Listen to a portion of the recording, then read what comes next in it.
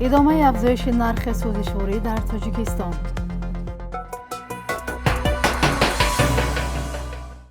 رانندگان از ادامه افزایش نرخ سوزشواری در تاجیکستان اظهار نگرانی دارند.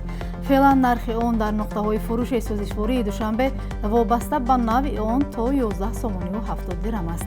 این در حالی است که 2 ماه پیش ارزش بنزین 9 سومانی و 50 درم بود.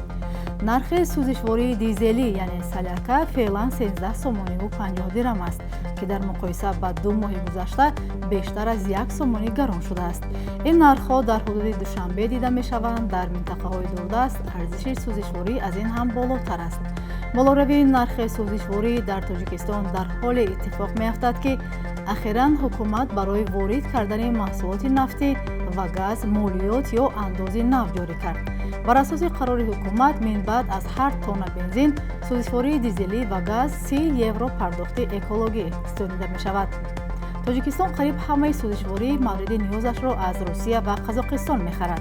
این در حالی است که با شدت گرفتن درگیری‌ها میان روسیه و اوکراین، رسانه‌های روسی از کمچین شدن سوزشواری در خود روسیه خبر می‌دهند.